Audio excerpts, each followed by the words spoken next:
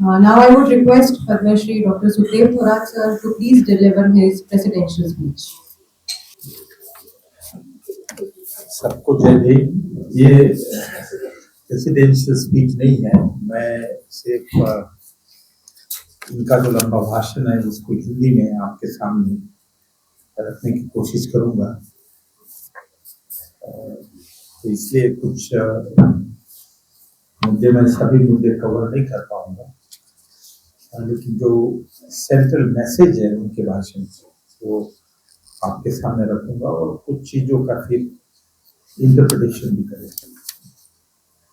इन्होंने शुरुआत की अपने भाषण की कि दुनिया में हर एक सोसाइटी में ऐसी कम्युनिटीज है जो सफर करती है। उन्होंने उसका एग्जाम्पल जू से शुरुआत किया। ब्रह्म प्रदेश में रोहिंग्यास, अफ्रीका में ब्लैक्स, श्रीलंका में जो मुस्लिम कम्युनिटी का एक्सप्लॉयटेशन हुआ, रोमनी कैथोलिक चर्च ने जो डिस्क्रिमिनेशन किया, ये बहुत सारे एग्जाम्पल उन्होंने दिए जिसमें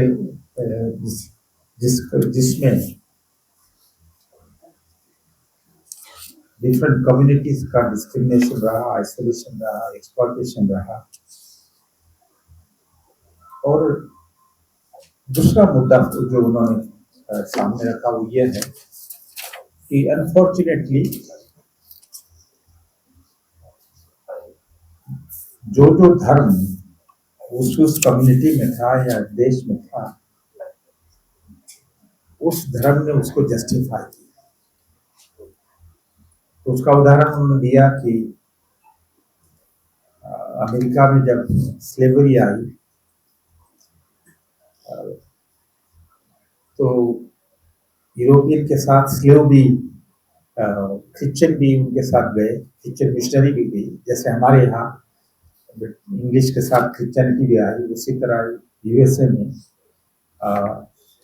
Christianity followed the European people और क्रिश्चियनिटी ने स्लेवरी को जस्टिफाई किया, विरोध नहीं किया। उसी तरह साउथ अफ्रीका में क्रिश्चियनिटी थी, क्रिश्चियनिटी ने जस्टिफाई किया जो रेशियल डिस्क्रिमिनेशन था। और भी उन्होंने एग्जाम्पल क्रिश्चियनिटी के अलावा और रिलीजन के भी दिए हैं कि हाउ रिलीजन इस तरह सोशल जस्टिस के खिलाफ और कुछ कम्युनिटीज को मार्जिनलाइज करने में उसका रोल रहा। लैटिन अमेरिका का उन्होंने बहुत सारी कम्युनिटीज है लैटिन अमेरिका में जहाँ धर्म के नाम पे या धर्म के सपोर्ट के साथ एक्सप्लॉयटेशन किया। लेकिन इसमें फिर ये एग्जाम्पल देने के बाद उन्होंने जू के बारे में ज्यादा डिस्कस किया। वो खुद जू है, कोई 20-30 साल पहले उन्होंने जूस वर्ल्ड फाउंडेशन सेटअप किया जो अभी चल रही है। अब वो फंडिंग भी देती है कुछ काम के लिए। जू की स्टोरी को बताया उन्होंने, उसकी कंपैरिजन डॉक्टर बाबा साहेब अम्बेडकर के साथ की। जू की स्टोरी आपको मालूम है कि जिस तरह से उन्होंने यहाँ बताया है, हमें सभी को उसके बारे में मालूम नहीं कि जूस ये जो है ये इजिप्शियन किंगडम में स्लेव थे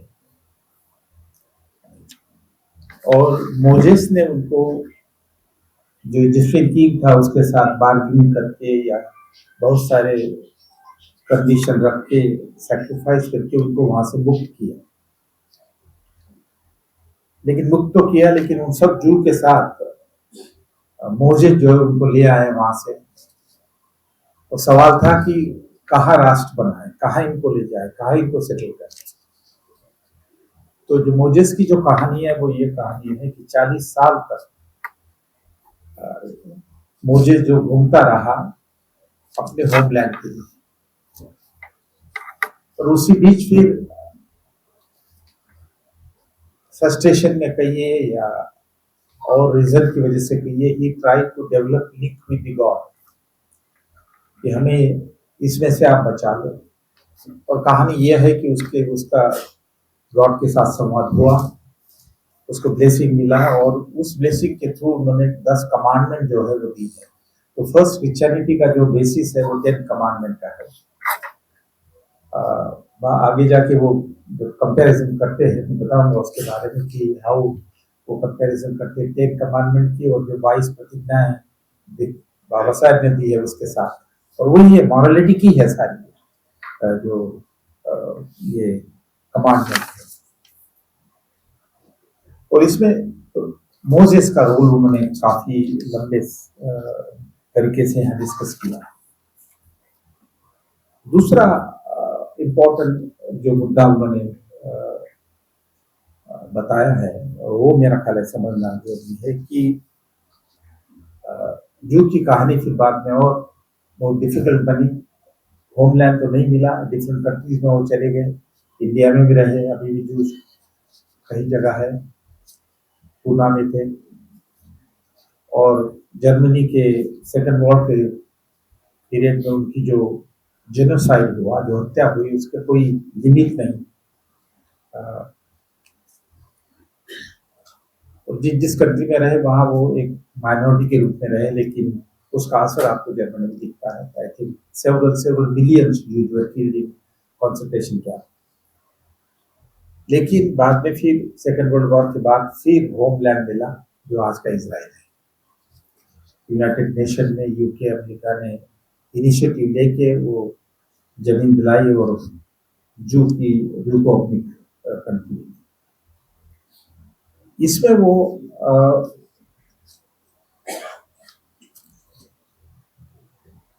रिलीजन का जो पॉजिटिव रोल है उसका वो हिस्सा बाद में लाते हैं हमारे सामने, और मेरा ख्याल है वो बहुत इंपॉर्टेंट है। लैटिन अमेरिका में एक विचार आया, एक सिद्धांत आया और पीस के थ्रू आया कि लैटिन अमेरिका में जो इतना एक्सप्लॉयटेशन था और अभी भी काफी हद तक है, और उसके सपोर्टिव क्रिश्चियनिटी भी थी, तो उसमें एक सेक्शन ऑफ द प्रीस्ट उन्होंने रिवोल्ट किया और उन्होंने कहा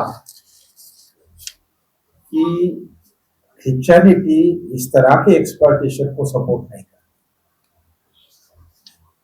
क्रिश्चियनिटी में जो जीसस की टीचिंग है, 10 कमांडमेंट है और सारी जो उसकी टीचिंग है, उसको आप सही तरीके से देखो तो वो गरीबों के लिए है, मिजरीज के खिलाफ है, एक्सप्लॉयटेशन के खिलाफ है, लोगों के कल्याण के लिए है, लिबरेशन के लिए है।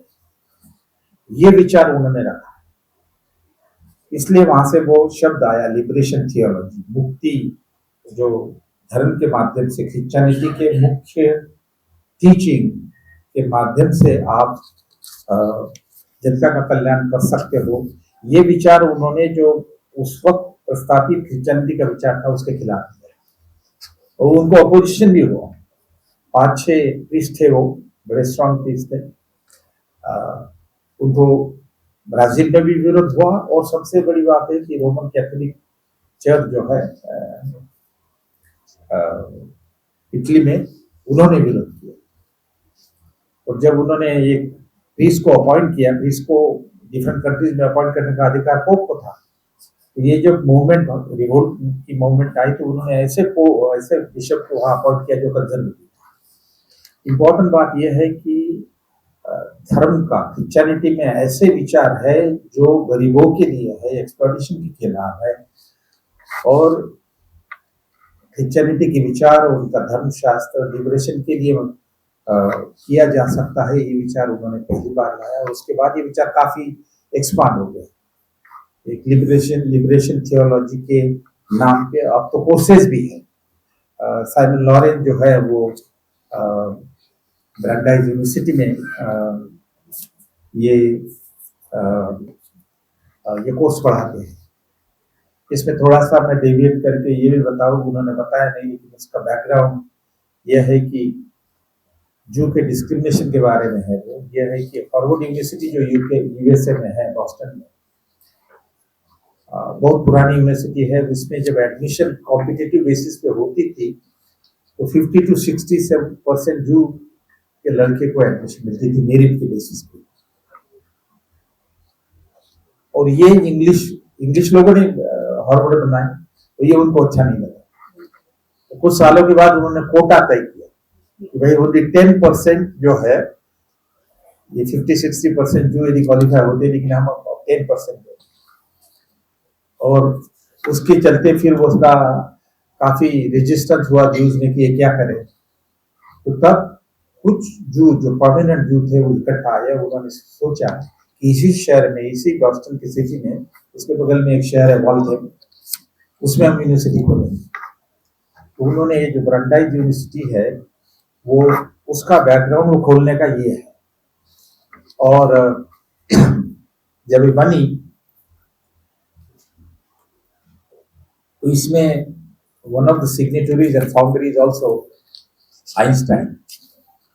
आइंस्टाइन को जो, और आइंस्टाइन को उन्होंने फिर प्रेसिडेंट बनाने की बात की, प्रपोज कहते थे उस वक्त, बनाने की बात, प्रेसिडेंट बनाने की बात की। लेकिन जो उन्होंने प्रपोज बनाया वो कंजर्वेटिव जू था, और आइंस्टाइन तो सोशलिस्ट थे, प्रोग्रेसिव थे, तो उन्होंने मना कर दिया कि नहीं, मेरा नहीं, उसका प्रेसिडेंट नहीं, यूनिवर्सिटी को उनका नाम देना, जो उन्होंने एग्री किया। लेकिन ये जो कंजर्वेटिव रोल्स लाने की वजह से उन्होंने मना कर दिया। तो जो ब्रांडाइज यूनिवर्सिटी में है, उसकी जो उसकी हिस्ट्री है वो ये है, और उस हिस्ट्री को हेलन साइमन लॉरेंस ने भी काफी नया डायमेंशन दिया है कि सब माइनॉरिटीज को, मार्जिनलाइज ग्रुप्स को इसमें इक्वल शेयर मिलना चाहिए। जो की तरह और जो एक्सप्लॉइटेड होने वाले लोग हैं वो उनको भी स्पेस होनी चाहिए।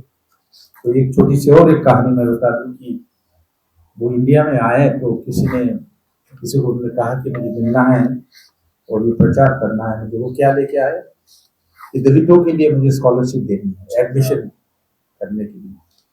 तो किसी ने उसको बताया कि आप एक सज्जन हैं जो यूजीसी के चेयरमैन थे, अभी रिटायर हुए, उन्हीं से मिलिए, वो आपको सबका सपोर्ट करेंगे। वो मेरे घर आए और मैं थोड़ा सा निगेटिव मूड में रहता हूँ जब आते हैं, तो मैंने काफी सारे उनके साथ डिस्कशन किया। जब उन्होंने वो हैंडआउट मुझे दिया तब मुझे लगा कि ऐसा कौन व्यक्ति है अमेरिका से आके दलितों के लिए स्कॉलरशिप देता है, फाइनेंशियल सपोर्ट देता है, और ये भी कहता है कि भाई हम एडमिशन देते हैं। तब जाके मैं उनको फिर बहुत जगह फोन करके उनके कॉन्टैक्ट बढ़ा दिए और मैंने कहा हम पूरा आपको सपोर्ट करेंगे। तो मेरे घर में वो बहुत सारी बुद्ध की मूर्तियां थी, लगभग 70-80, तो मैंने इसमें लगा दी थी, अभी भी है। तो उन्होंने वो चारों तरफ देखा, देने ask me are you Buddhist? तो मैंने कहा, तो फिर उन्होंने कहा मेरी वाइफ भी श्रीलंका की बुद्धिस्ट। तो दैट इज हाउ उनके साथ मेरा रिश्ता पिछले 10 साल से बना था।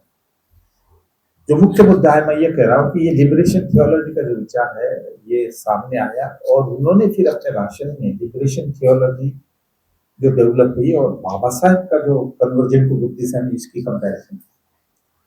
और उन्होंने कहा कि कन्वर्जन टू बुद्धिज्म ये लिबरेशन का मार्ग है, और मेरा ख्याल है ये तो कंपैरिजन तो बिल्कुल सही है और उन्होंने उसमें कहा है। लेकिन आप देखेंगे कि बुद्धिज्म के जो तत्वज्ञान है उसी में लिबरेशन इन्वॉल्व है। जो बाबा साहब ने बुद्धाइज धर्म में लिखा है, या काठमांडू के लेक्चर में जो साफ किया है कि फर्स्ट प्रिंसिपल ऑफ बुद्धा जो है आर्य सत्य, उसमें से पहला तो ये कि भी दुनिया की दुख है, दुख को रिमूव करने का मार्ग है, और मार्ग को हम इम्प्लीमेंट करके लोगों का दुख दूर करते हैं।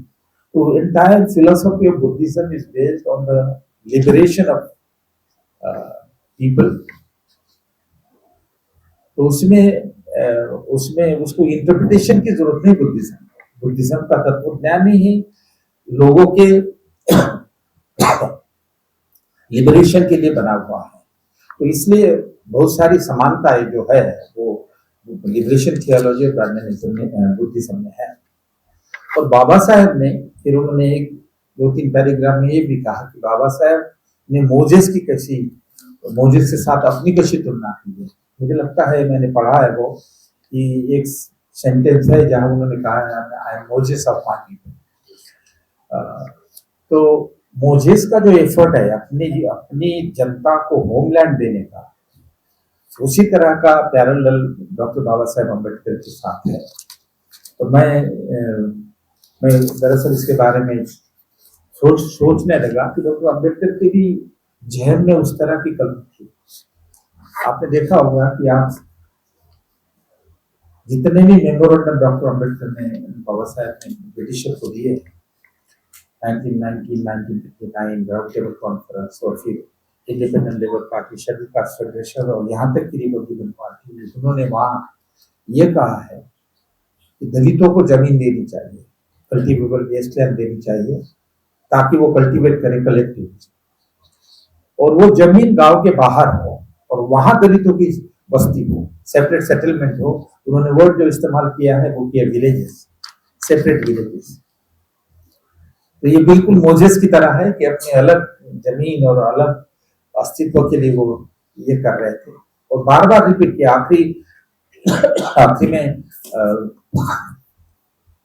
1947 स्टेट एंड माइनॉरिटी में भी उन्होंने वो विचार रखा है